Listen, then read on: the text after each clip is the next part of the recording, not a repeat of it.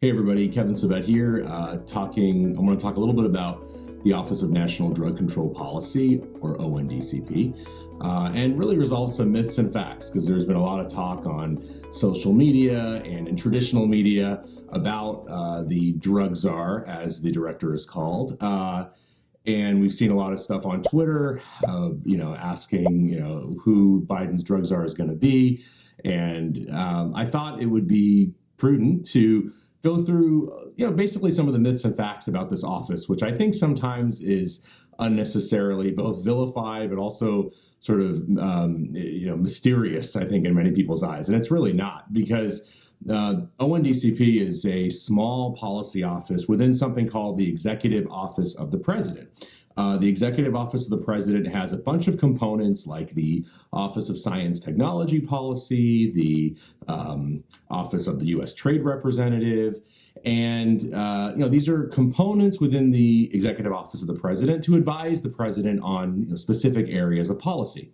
Now, what's unique about ONDCP is that it's the only one with real budgetary authority over a dozen to 24 various departments and agencies. Those are the agencies within the federal government that basically implement all kinds of different drug policies as a small part of what they do. Those agencies are called the National Drug Control Program agencies.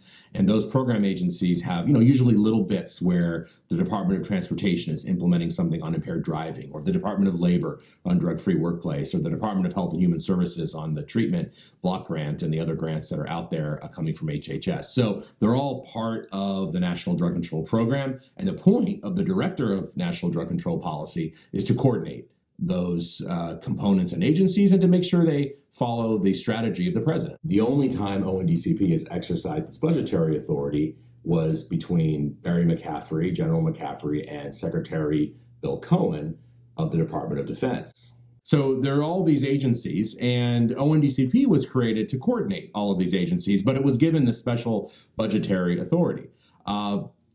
It is not a relatively new idea. It's actually came out really in the late 1970s, early 1980s by a guy you might have heard of named Joe Biden, who, as a young senator from Delaware, thought that we needed a central coordinator accountable to both the president and Congress, confirmed by the Senate, who could act like what he called a drug czar. So there's been a lot of talk of the drug czar these days, and whether or not that term is outdated. Well, we think Senator Biden back in the early 80s, created the term as a way to encompass the responsibilities that a drug control director was going to have.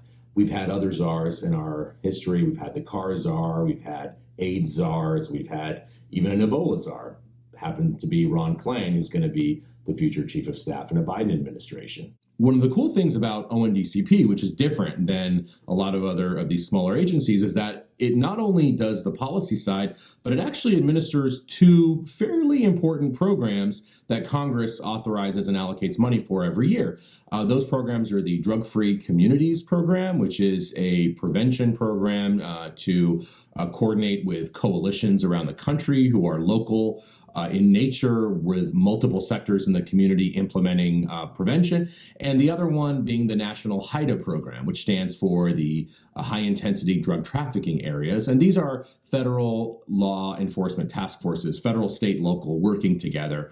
Every congressperson wants a HIDA. There's a letter going around by some folks, including me and other people in the field, asking that the director become a cabinet level position, because that will help them have some more say and some more direction to work directly with the president and with the cabinet heads. And the idea for a director in the cabinet was actually something that then Senator Biden, in multiple speeches in 1988 and a letter in 2001, basically said, he would like it to be in the cabinet. So it remains to be seen whether it will be or not. But the director is actually given wide latitude to implement programs and direct a national drug control strategy that all of these national drug control program agencies have to at least say they're adhering to.